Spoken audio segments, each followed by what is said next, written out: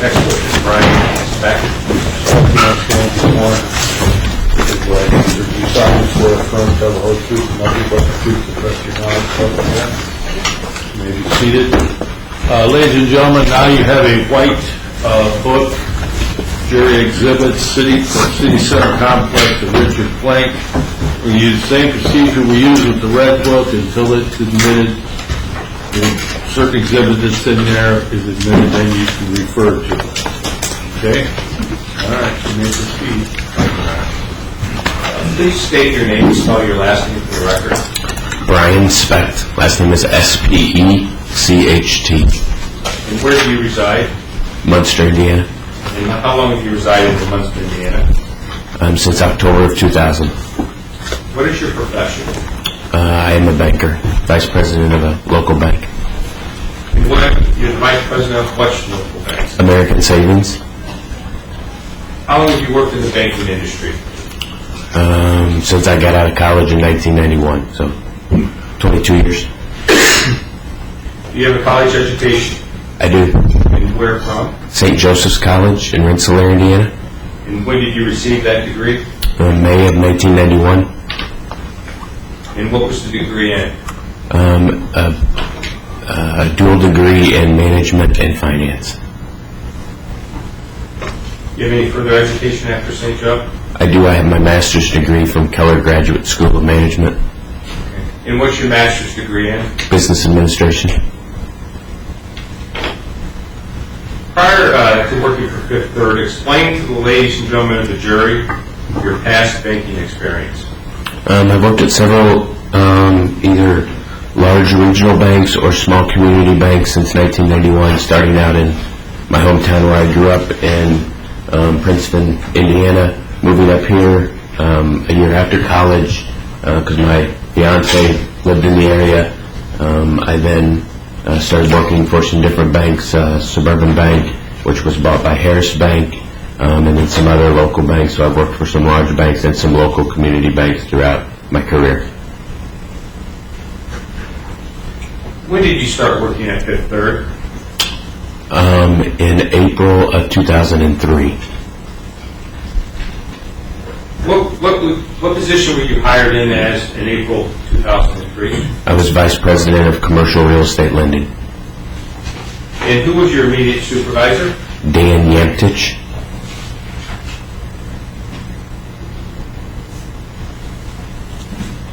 How were you compensated when you were hired in at Fifth Third Bank? I received a base salary, which is the majority of your pay, and a small bonus based upon your performance and the bank's performance. What percentage of your pay per year was a salary? Roughly, 85%. Maybe if you had a good year, you could get a 15% bonus. So the other 15% was, how did you get a bonus? Well, your pay was your pay. I mean, that was your base salary. Anything above that was, extra compensation. We didn't bank on that because we weren't guaranteed it. You received your bonuses quarterly, and then a portion of it quarterly, and then the majority of the bonus was paid at the end of the calendar year, the first quarter after following the calendar year. Can you explain to the ladies and gentlemen of the jury some of the performance aspects of your bonus?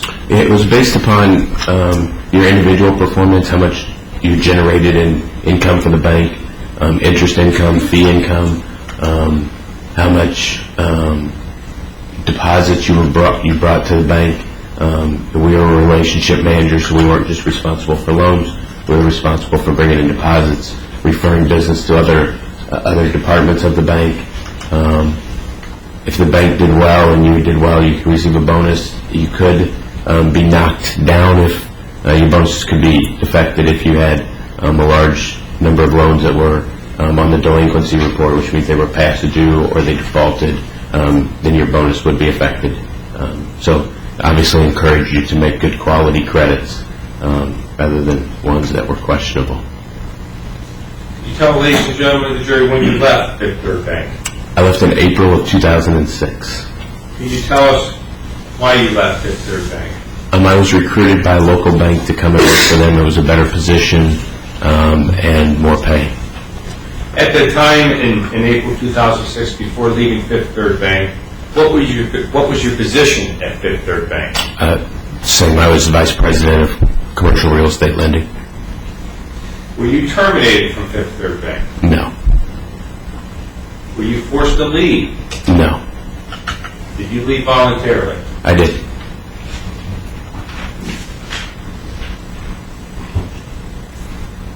Could you explain to the ladies and gentlemen of the jury what Fifth Third's commercial real estate department did? As a commercial real estate lender, we were responsible, obviously, to generate commercial real estate business. A commercial real estate business in Fifth Third's world described any non-owner occupied investment type real estate. So apartment buildings, commercial buildings that were non-owner occupied, so they would be built by someone and leased to a third party. We also had a lot of, at that time, the housing industry was very good, so we had a lot of relationship with the builders and developers. So home builders that were developing land and then building homes and selling homes. So that was the majority. Those are kind of the three major sections of the business that we were seeking at the time. Okay. In 2005, did you receive a referral from Kathy Ireland of the Fifth Third Middle Market Department? I did. And who was that referral? Well, Kathy was in our middle market division, and she referred Rich Plank to me. When was the first time you met Rich Plank?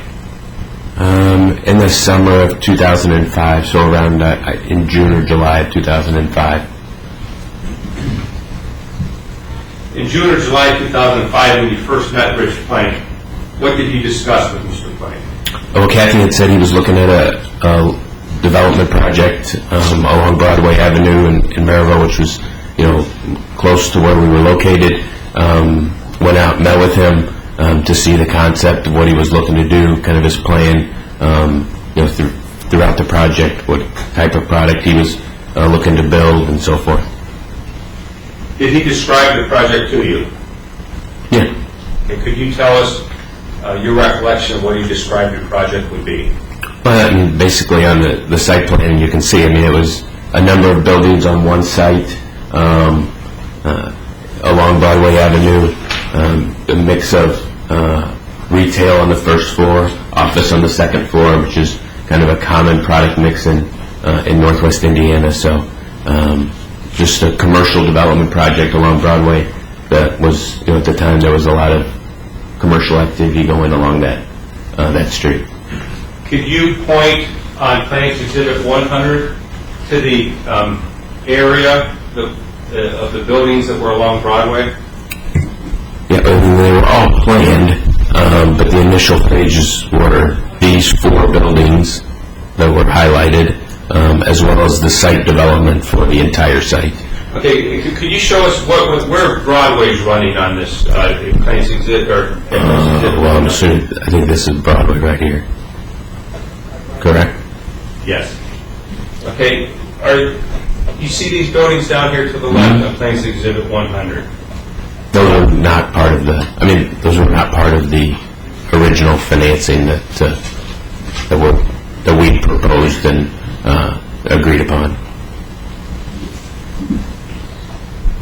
What strike that. Are the buildings that were part of the proposed financing for Fifth Third bolded on that document? Yeah, those 4 are what we proposed. This one, this one, this one, and that one. Remember their numbers? No. I think, is that building 2 and that's building 6? And 3 and 5, maybe, is what I recall.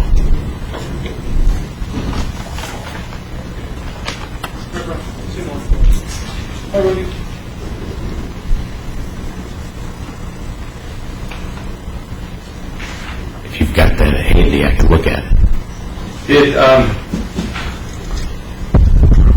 Mr. Plank tell you what type of tenants he was looking for? Yeah, I mean, we discussed some of the tenants that he was, had already been talking with as far as to occupy the space. The majority were retail on the first floor and as I said, office on the second floor. After this meeting in the summer of 2005, did you request some follow-up documents? Yes, part of the analysis process, we would request a list of information. It's pretty extensive.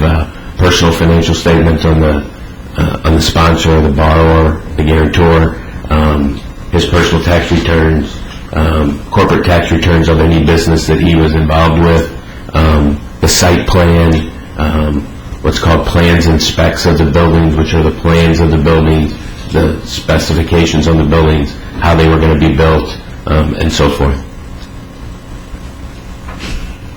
Contractor statement to show total costs.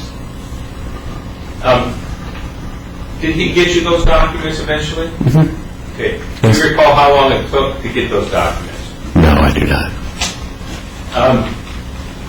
Typically, it takes a borrower anywhere from, a week to 2 weeks to gather that information. And after you gather that information, could you explain to the ladies and gentlemen of the jury what the next procedure that you would have employed regarding this loan?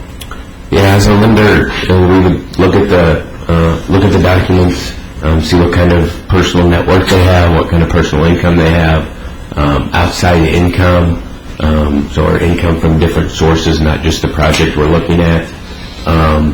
Maybe we'll look at, the type of building. Does it make sense for that site? Does it make sense for that area? And then once we look at it, we think it's a project that's viable, then we would start our analysis process and begin formulating what we refer to as a blue memo, which is our approval memo, which is Fifth Third's approval memo at the time. And is that a document that you would have prepared? Yes. Okay. If you could go to the parties joint exhibit, which is the black binder, number 2.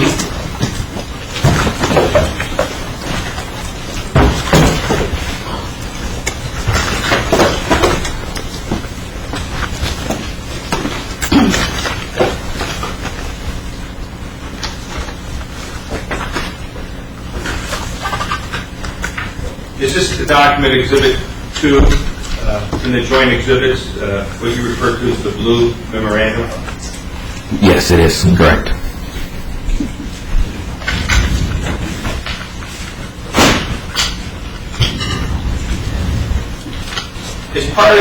In part of getting the loan reviewed, did you also do site visits?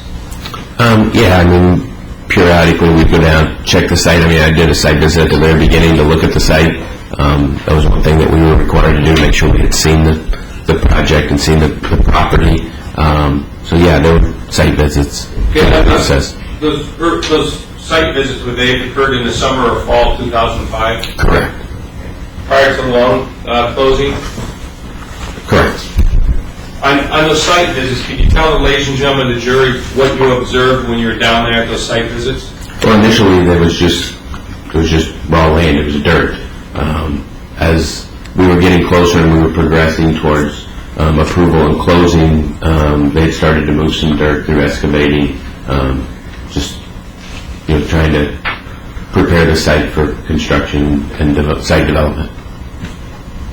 And as part of your blue memorandum, did you note that? Yes, I believe I did. Or yes, I know I did.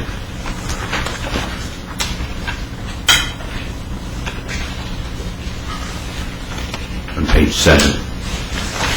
Where at, sir? On page 7 of the blue memo at the bottom where it says site visit summary. So that would have been your site visits that you took prior to the approval of the loan? Correct.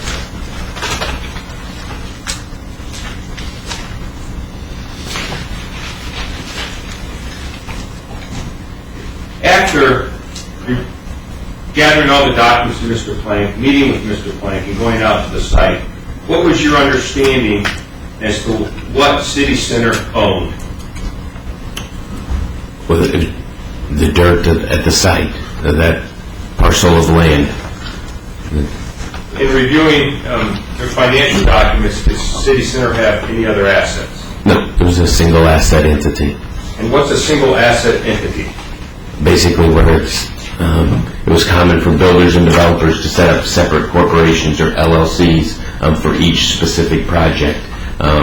That mitigated their risk if there was a project that had issues or whatever. So they would do separate entities for each different project. It's very common in the builder-developer world, whether it's a single-family development or a commercial development. And it's referred to as a single asset because it basically owns one asset, and that's, in this case, the land or dirt that it's situated on. As part of the Blue Memo, did you make recommendations to the bank on how the $8.2 million that was going to be loaned to City Center would be paid back? Yeah, it's a document that's kind of a working document that between myself and the people that review it, they have different suggestions and different requirements through the approval process. So there's different recommendations that are made, and the structure is developed through ability to, as everyone reviews it. Does the repayment plan or the sources of repayment show up on Joint Exhibit 2 of the Blue Memo? Yes, it's the very first page.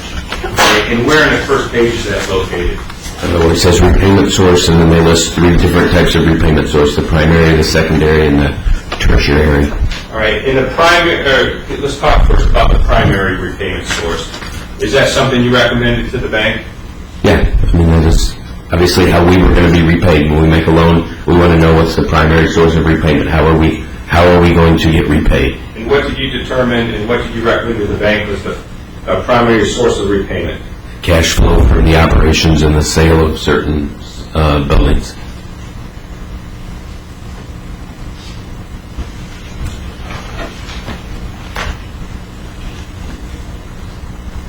Why was that the primary repayment source? Because that was the plan for the site, to build the buildings, lease them out.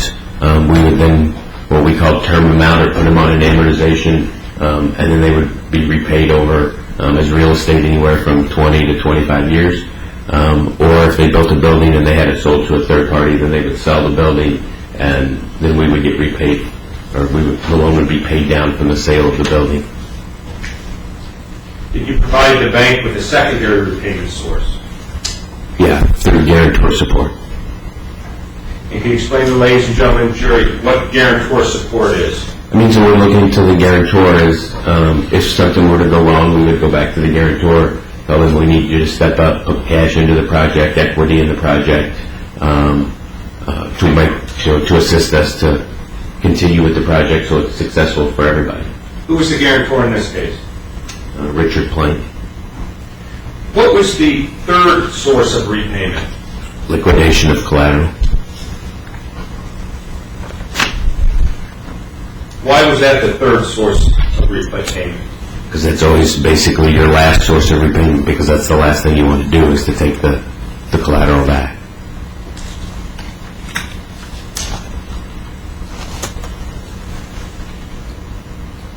As part of the Blue Memo, did you make a recommendation to the bank on how the loan should be collateralized or how it should be secured? Yeah, I mean, it's a real estate transaction, so we obviously typically take a first mortgage and an assignment of rents, because we knew that there was going to be leasing activity, so you take an assignment of those specific rents on the project. Okay. And explain to the ladies and gentlemen of the jury what assignment of rents, how that helps the bank get repaid.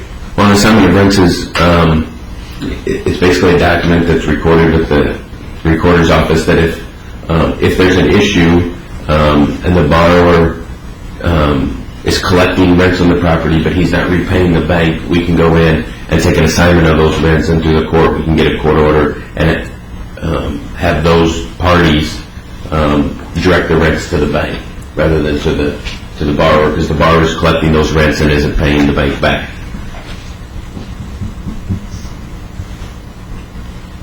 As part of the Blue Memo, did you make a recommendation to the bank about leasing requirements? Yes. Where does that show up on Joint Exhibit 2? It's on page 2 under other requirements. The 1, 2, 3, 4. It's the bullet point down. It shows that each building needs to be 50% pre-leased prior to the start of the construction, and it must include 25% of the office space being leased, and additionally each subsequent building, the prior building must be 75% leased before the construction of the next building can start. So it's basically phasing it in. So you don't want somebody to go in and put up 4 buildings when they don't have any tenants in place. You do it in steps and phases to ensure that the leasing's in place as the building's being constructed. Why was it important to have 25% of the pre-leasing office space? Because we felt that was probably going to be the more difficult space to lease. Typically the retail along Broadway was moving pretty quickly, so we felt that could be leased up pretty easily, but the second floor office is a little bit more difficult to rent and to lease, so we wanted to see some activity there, so we put a requirement in there of that. Did Mr. Plank, in any of your discussions prior to writing up this blue memo, talk to you about residential leasing? No. Do you have an understanding if there was the ability to do any type of residential leasing on any part of this project? From my understanding and recollection, it was never. It was always going to be retail on the first floor and office on the second floor.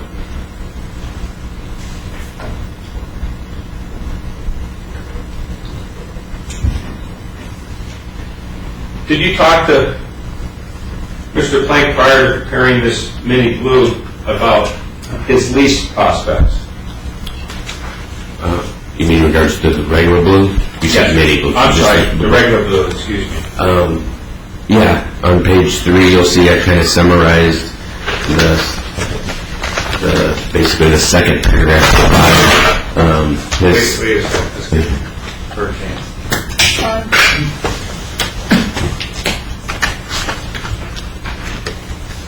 In the second paragraph from the bottom, I kind of summarized what Mr. Plank represented to me as far as tenants that he was talking to and had leases for the first building. Okay. In that summary, what is your recollection of what leases he had for the first building? Well, according to what I wrote, and which is what he would have told me, that he had signed first floor retail by Anytime Fitness, T-Mobile Cellular, Great Clips.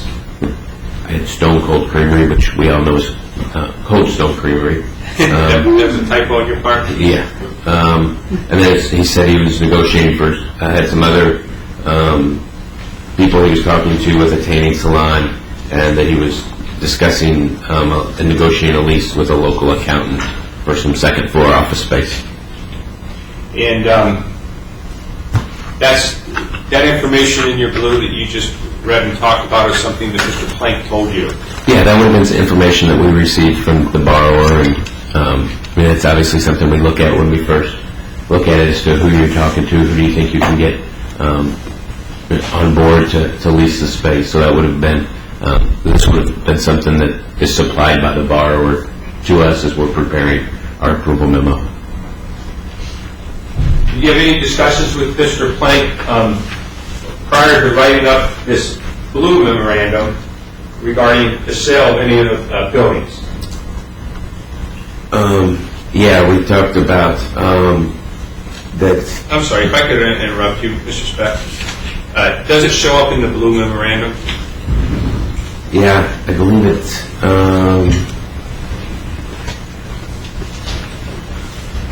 Yeah, I know it's in here. Hold on, let me find it. If I could refer you to the bottom of page 3. Okay, yeah. On there it says that they talked about Mr. Plank had discussions with a local restaurateur who was going to take the one of the buildings and make a restaurant into it, and that was kind of the discussion that it was a third-party restaurateur that was going to build the building, have a sales contract, sell the building to the restaurateur, and then we would be paid down from the sale of that building, which I believe is the building in the back. which was this building. Which is known as building number 6, and you're referring to Plans Exhibit 100? Correct. That was the plan at the, as this memo was being prepared. And where did you get that information from? It would have been provided from Mr. Plank. Did Mr. Plank tell you that he was going to sell it to himself? Not that I recall. Okay. Did he say he was going to sell it to his wife or ex-wife, Johanna Plank? No, I mean, from my understanding, it's, as I say, it's a restaurateur, and neither one of them were restaurateurs. It was a third-party restaurateur. So somebody who had, we consider, restaurants are pretty risky in the lending industry, so we wouldn't just loan money to a startup restaurant. It'd have to be an experienced restaurant. We want to know that an experienced restaurateur was going into that space, and where they had the ability to go out and buy that space and get it financed.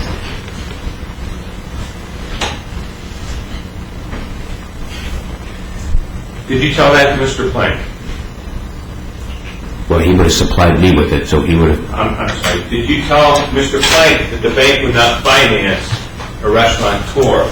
We wouldn't finance a restaurant building without knowing that we were going to have what we refer to as a takeout commitment or a sales contract, or we knew we were going to get out of the project or out of that building.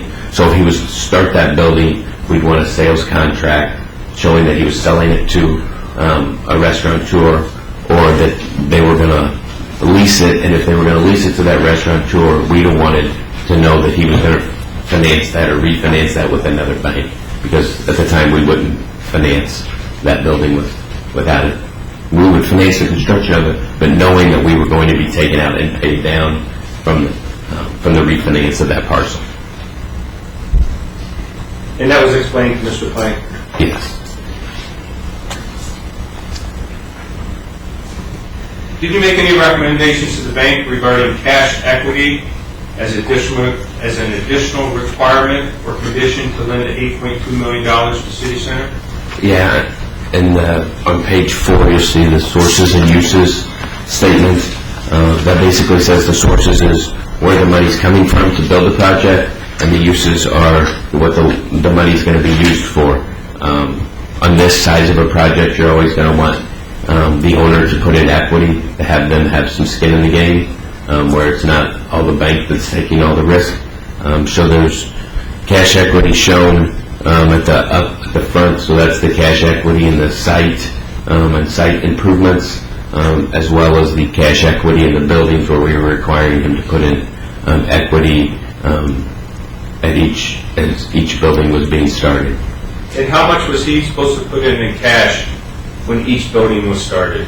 $210,000. Okay, so you weren't requiring the borrower at the time of the initial closing in October 2005 to put a full $840,000 in? No.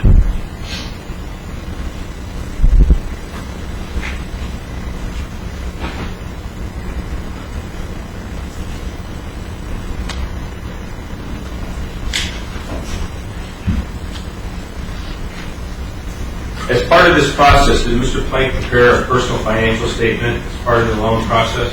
Yes, it did. And does that show up in your blue memorandum, which is joint exhibit 2? Yeah, the summary of it is on page 8 of our blue memo. Let me focus first about a third of the way down on page 8 of joint exhibit 2. It has the word guarantor. You see that? Yes. Did Mr. Plank report to you that he had $80,000 in cash? Yes. And did he ever report to you that he had $1 million in cash? Not that I'm aware of. Did he ever tell you on the side, I've got $1 million in cash? Not that I recall. Now, after reviewing Mr. Plank's personal financial statement, did you have any comments regarding that? Well, I summarized it below the guarantor detail and put it in writing and kind of summarize it. The only thing that I noted in there that where we would make any adjustment, because we look at it as to how they value it and how we would value it as a bank. He overvalued the subject site. He was looking at it as basically already pre-leased. We looked at it as just the cost of the land and the work that had been done to the land at that time. What value in his personal financial statement in April 2005 did he have for the dirt at City Center, Crown Point, Indiana? He valued it at $3.1 million. And in July 2005, you first would have met with Mr. Plank and done a site visit, correct? Correct. Do you know how much he purchased the land for?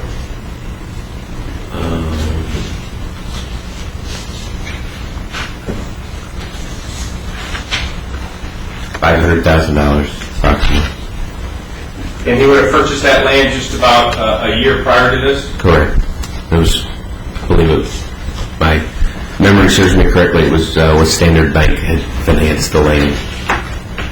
So it would have been roughly $500,000 plus any site work that was done. Correct. Okay. And as part of your job responsibilities over almost 20 years of being a commercial real estate lender, you are always involved with work on projects and the value of that work? Yeah, I mean, we have a pretty good idea as to how much it takes to do site work, and plus you have his budget that shows how much he's doing, so depending on how much of the work is done, you have an idea. I mean, we like to think we know a little bit about it, so all right. that's what we do for a living. What was your conclusion with respect to what the value of the property was, and the value of the dirt was at the time that you wrote up this blue memorandum?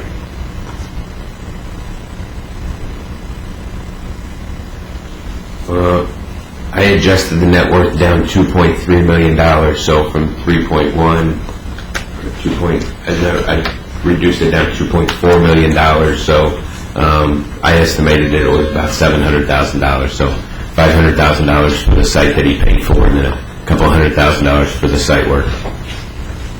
Did he ever give you or provide you any evidence or proof that he had more than a debt, straight debt? At the time you prepared this blue memorandum in the fall of 2005, did he ever provide you with any evidence or proof that he had more than $700,000 into the project? No, not at the time. I mean, typically there's costs associated with if he had started the site work, planning, developing, but that's some initial costs that always go into a project. And that personal financial statement he submitted to the bank in order to get his loan approved here, showing a $3.1 million value in the dirt down on the City Center project, would have been signed by Mr. Plank? Correct. And that would have been signed under oath or affirmed? Yeah. Yes.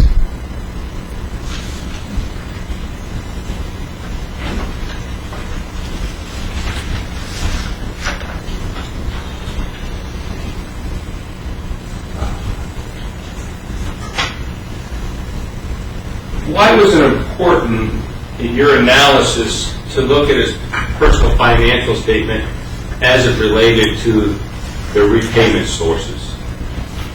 Well, when you're analyzing a guarantor, you want to know that they have experience in the industry. He was in the construction industry. He's a successful businessman. He had a business that he was generating significant income from. In 03 and 04, he was making $600,000 or $700,000 in W-2 income, so you knew he was doing well financially. So you want to analyze that to ensure that going forward that income was going to continue to be generated, and because we had planned that he was going to have to put in certain monies throughout the building process. So how is he going to be able to develop and generate that income? And it looked apparent from his personal financial statement that he was going to have the ability to generate that income going forward. Could you tell us, back in 2005, approximately how long it would take a project this size to go through the approval process and close? Well, this is a large project. He had another relationship with the bank, so the total outstandings to him or total commitments to him would have been over $10 million. So at that point, a number of people had to review it, and it was typically, a 90 to 120-day process by the time you got the appraisals, by the time everybody reviewed it, approved it, made their recommendations. 90 days was pretty standard of a project of this size.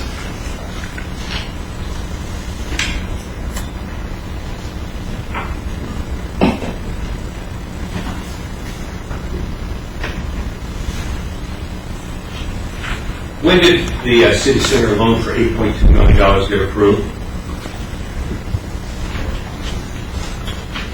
October 12th of 2005. And who from the bank was required to approve that loan? Myself, my boss, Dan Yentich, his boss, John Wilkins' boss, Greg Koch, and then on the credit side was the credit manager for real estate, Del McCoy, and the senior VP of credit through Fifth Third Chicago, Mike Spiller.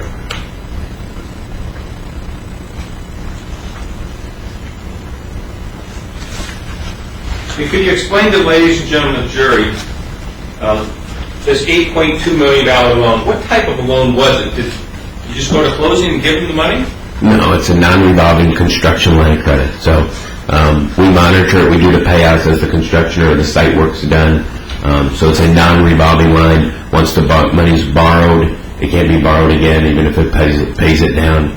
He'd have access to $8.2 million as the project progresses, as the building, as the site work is completed, as the buildings are being built, and you advance the monies, pay the subs to ensure that they're paid timely, and so it was, $8.2 million. It was a 2-year loan, so we envisioned the project basically taking 2 years to develop and proceed.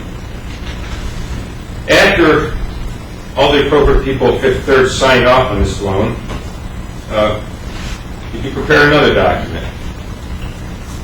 Yeah, there was a mini blue that was done right before closing where we changed the name, because originally it was approved under JRP Development, and we changed the name, changed the approval to reflect that the actual owner of the project was going to be the City Center Complex. Is that identified as Joint Exhibit 3 in the black book? Yes. Now, after the approval on October 12, 2005, did you prepare a commitment letter for Mr. Pike? I did, yes.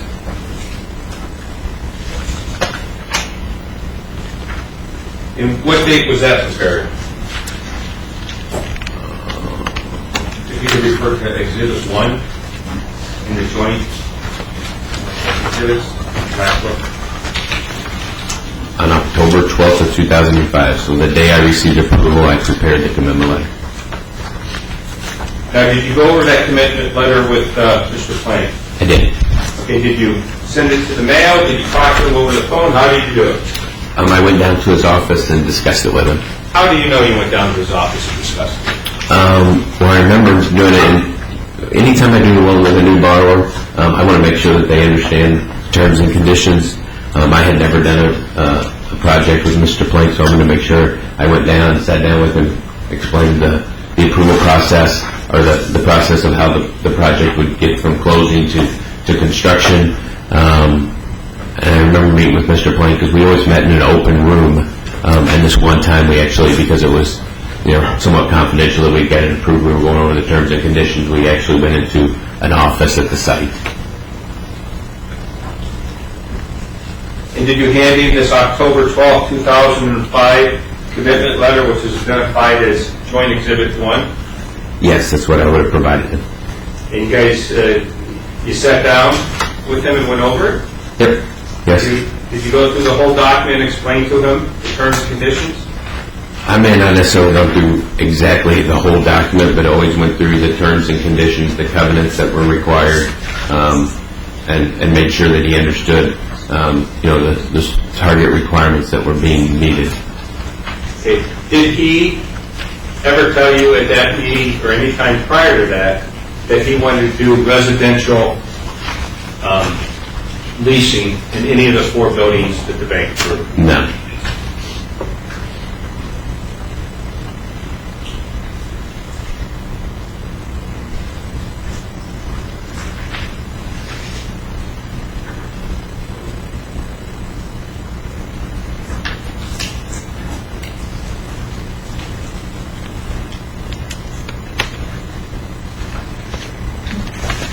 Have you had other borrowers borrow between $8 and $10 million from you in the past? Yes. And on those size of deals, typically, does the borrower or guarantor have an attorney? Typically, not always, but the majority of the cases, yes. Now, after this October 12, 2005 meeting with Mr. Plank, when you went over the terms of commitment letter, did you follow up with him with an email prior to closing where you attach all the loan documents? Yes.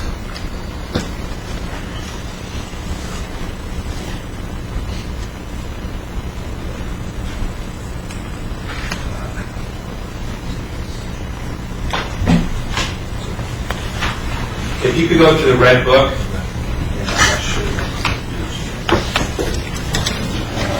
Wait. I'm not sure if it's been introduced yet, so I don't want the jury to look at it until. Page 44K. I don't think that was been introduced. No. That was not been introduced.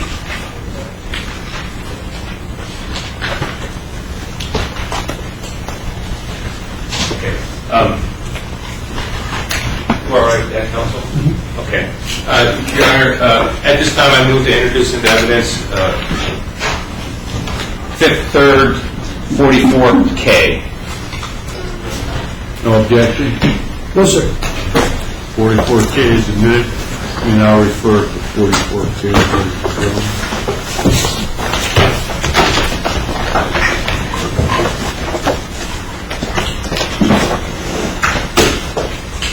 If you had a chance to read, I'm sorry. We could remember the implication of the books.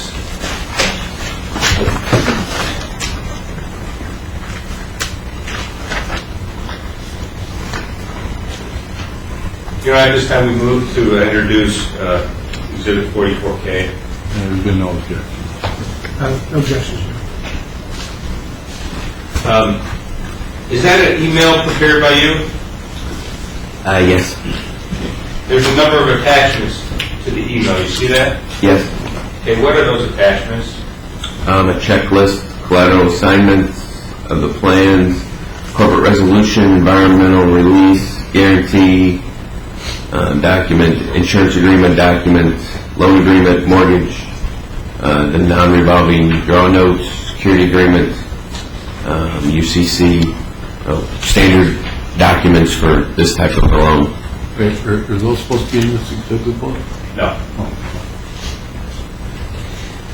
What was the purpose of you sending that October 18, 2005 email? Basically to give the borrower a chance to review the documents ahead of time. Here, basically, hey, we're moving towards closing. Here's the documents. Review them. Have your attorney review them. Let me know if you have any questions on them. I think I noted in there I haven't reviewed them yet, but we'll be reviewing them today to see if I need to make any changes. And give the borrower a chance to look at them ahead of time. Now, did the closing occur shortly after that? Yes, I believe it did. Okay. I believe it was October 21st, 2005? I think the documents were signed as of October 21st, and then it funded a couple days after that. Okay. From October 18th to October 21st, the date the documents were signed, did you make any changes to the documents? Not that I recall. And are those documents, if you could go to the stipulated book, the black book?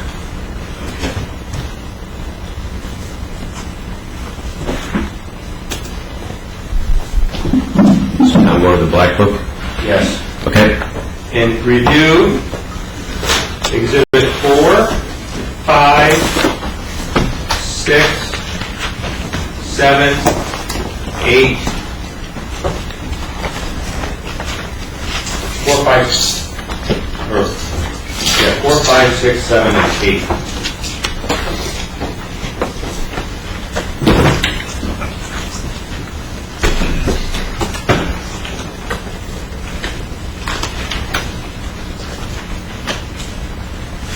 Okay. Are those the documents that you would have sent 4 days earlier, just unsigned? Correct. Did Mr. Plank ever call you prior to closing saying that the documents were a problem? Not that I recall, no. Did Mr. Plank ever call you prior to the closing discussing any of the terms and conditions in the documents? No. Did Mr. Plank ever call you prior to closing to discuss why the leasing requirements set forth in the loan documents were what they were? No. Did Mr. Plank ever call you prior to closing to add any provisions to any of the loan documents? No, not that I recall. Did Mr. Plank ever call you prior to closing to add any provisions that one of the buildings was pre-sold? No. Did Mr. Plank ever call you prior to closing to tell you that you wanted to put residential tenants in any of the buildings? No. Did Mr. Plank ever call you prior to closing to discuss how or when the $210,000 cash equity needed to be put in for each building? No.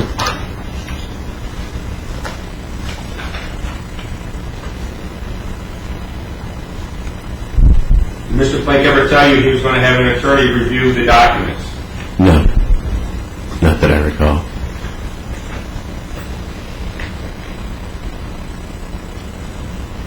Prior to the closing,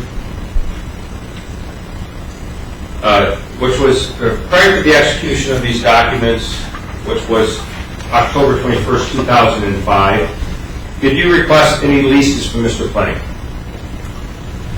Yeah, I believe I did from one of the previous emails. Okay, if you could go to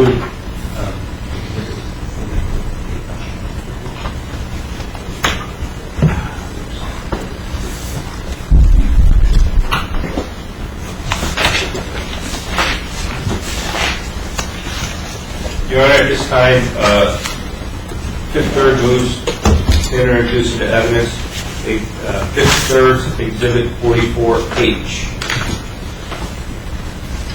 Any objection? No, sir.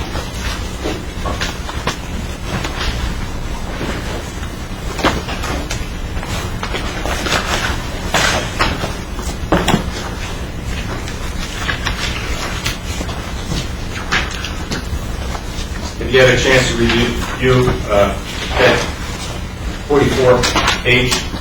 Yeah. Said I was in training that day, and I was available by email. And I asked him to give me an update on the leasing activity via email, and so forth.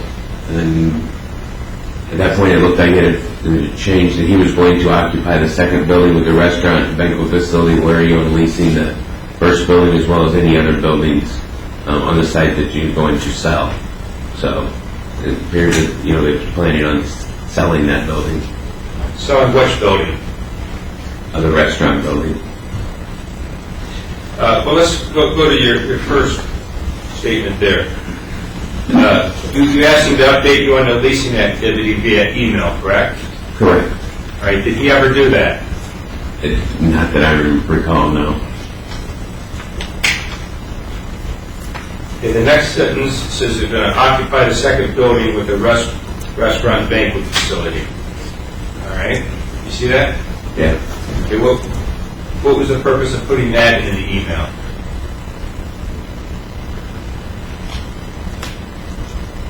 Just to see if there was it says that you're going to sell, so to get a sales contract, where they at on that building as well, as far as progressing and moving towards sale of that building, or any of the other buildings, it says. So you were asking whether not only the restaurant banquet facility building where you were on selling that, but whether he was going to sell any of the other buildings? That's what it appears, yes. I obviously wasn't paying attention to trading, sending emails.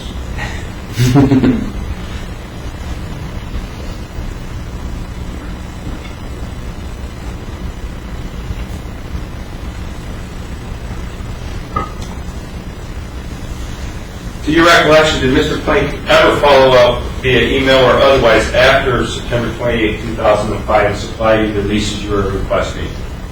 Not that I'm aware of, no. Now, at closing October 21st, 2005, did you ask Mr. Plank the status of the leases? Yeah, because typically we would have had them before closing and requested them before closing. And what did he tell you about the leases at closing? That he would get them to me.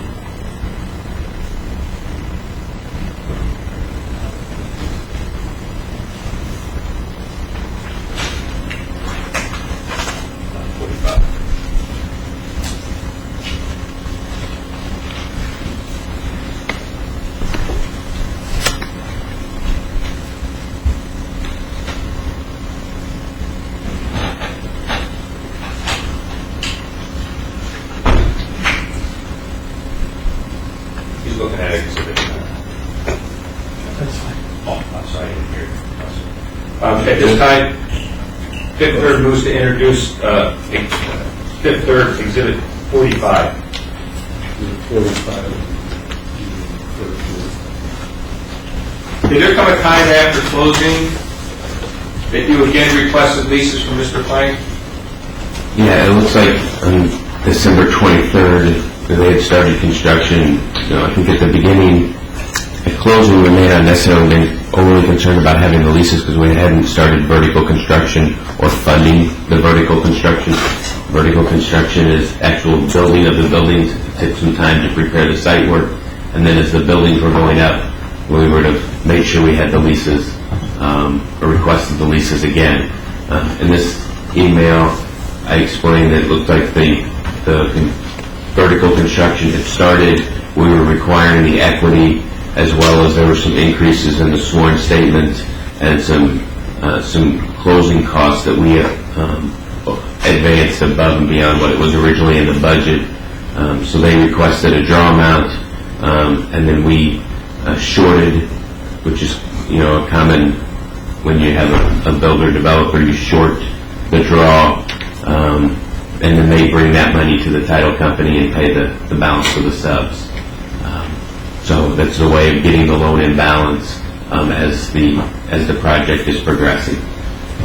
Okay, let's first go to Fifth Third's Exhibit 45. In the middle of that document, it says less increases in sworn $62,502.67. You see that? Correct. Okay. Why was that being deducted from that draw request? Well, because it was above and beyond what the original budget called for. So if there was an item that they budgeted X dollars for, and it was X dollars plus, in this case it was X dollars plus $62,000, so there was increases in that budget, they have to fund any increases above what the original budget calls for. So that's the explanation of that $62,000. And then above that says less closing costs, $36,273. Could you explain to us why that was deducted from this draw request? It says we over advanced $36,000 from the closing charges on the first draw. So this was the second draw. The first draw was the initial closing. So it could have been that the payoff to Standard Bank was higher than what we budgeted or estimated. At a closing of this size, if it was $36,000 at the closing, we wouldn't necessarily held up the closing. That was, maybe on an $8.2 million deal, $36,000 is really not overly material. So we wouldn't have held up the closing for $36,000, but we had to bring it in balance. It's the second draw, so now we bring it in balance by reducing the amount of the money that we're going to fund. And then it says less equity required, $210,000. Correct. That's his equity that he was requiring as each building was going up. So the total amount wired then for the second draw was, by Fifth Third, was $450,742.05. Correct. All right. So City Center was required then to bring that difference between what the bank was wiring and what was not being part of the wire, or those three numbers we just talked about. Correct. All right. So it was City Center's responsibility then to bring $210 to the closing during the second draw, $210,000. $210,000 to closing the second draw in order to get its cash equity into the deal. Correct.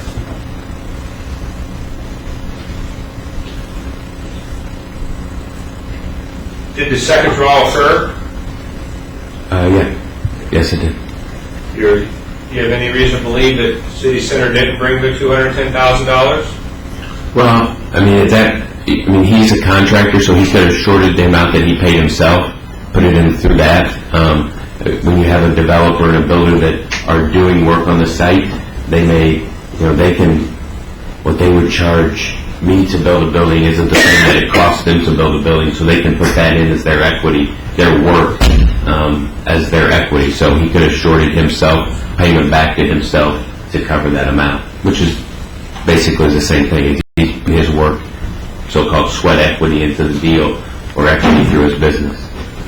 In doing this, did you ever tell Plank that you agreed that's the way the bank would accept the $210,000 in the future? No.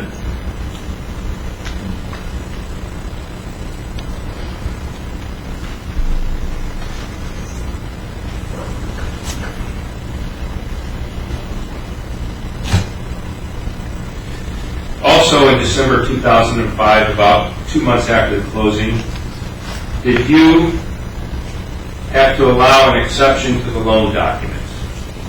Yes, I did what we referred to as a mini blue, because he had started more foundations than what we had originally discussed, and he wanted to get those foundations in before the winter started, which in a project isn't unusual, because they don't want to be slowed down through the winter months, because it's not economically feasible to put a significant foundation in through the winter with snow and cold. So he had started extra foundations. I got approval to allow him to fund those foundations prior to the winter months. Okay, did he come to you, City Center? Did they come to you and say, we need to put these foundations in, we need approval? Or is this something you found out from a different source? I don't remember how I found out.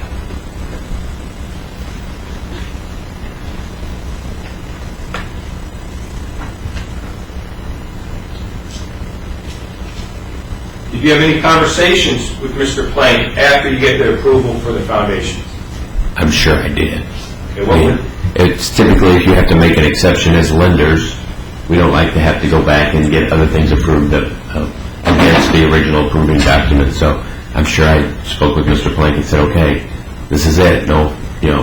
Put the foundations in, be done, and then as we lease up the buildings, then you can continue with the construction of the vertical construction on the buildings.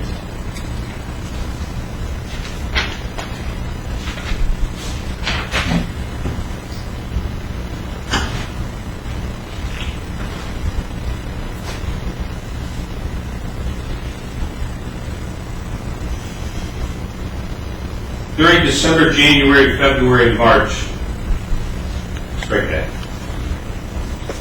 During December 2005 and January, February, and March 2006, were you receiving reports from First Indiana Construction Associates?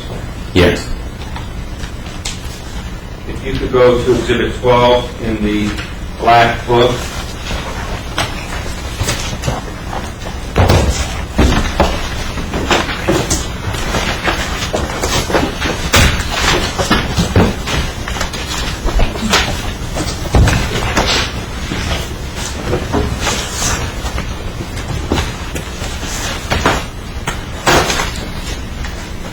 Are you there? Yes, I am. Is this the company First Indiana who would have prepared the inspection reports in order to have funding? Yes, they were an approved inspection company from the bank, and we used them on other projects as well. And it's addressed to you? Yes. Okay, do you recall receiving this? No, I don't recall specifically receiving it. Okay, do you recall reviewing it? No. Is it something that you would typically review after the deal was closed?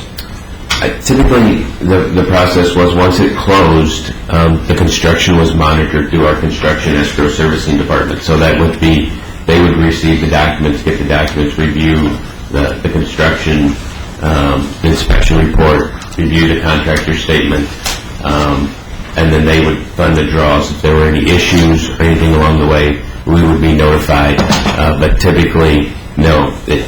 I could have gotten the report, taken a quick look at it, probably looked at the pictures, did a quick summary review of it, and then forwarded it up to construction escrow departments because they would have funded the draw, not us as lenders.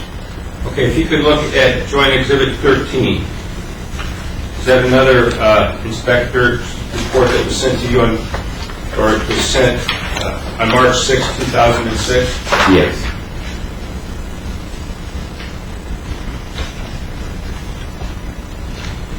Do me a favor and review the summary of the work that was being done in March 2006?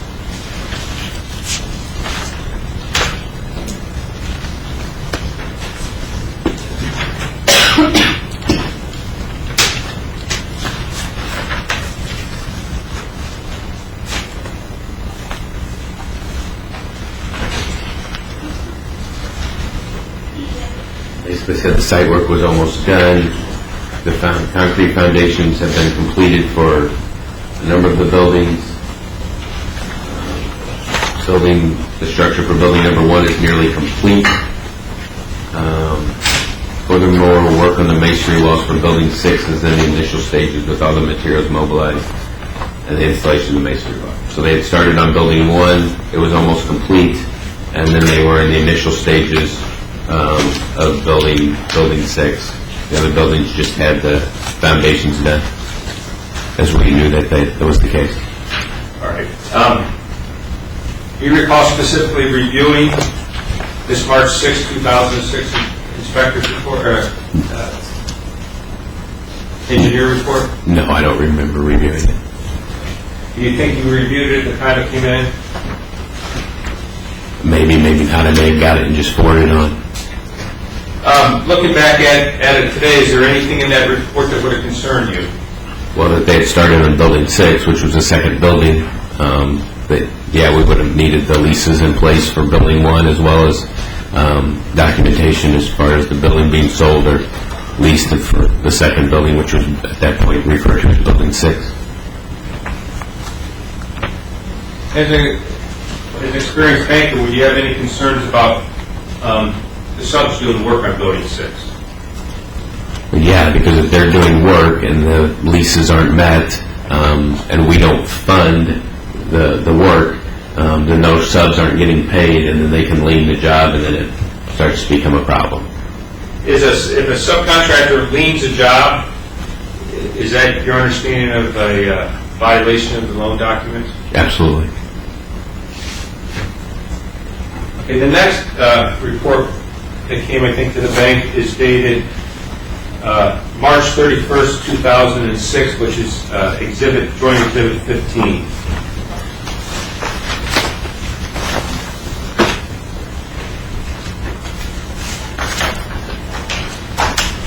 That document didn't go to you?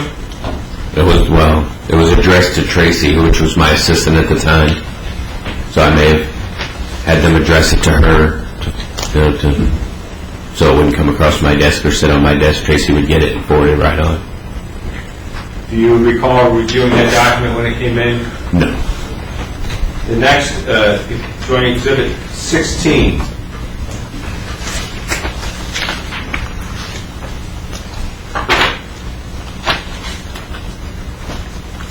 That document's addressed to you, right? That's another inspector's report? Correct. It looks like it's actually the pre-construction review, which looks like it was a little late. All right, does that at all affect anything that's going on in the project at that point? Not really. I mean, they'd already done their inspections along the way. If they had any concerns, they would have addressed them along the way.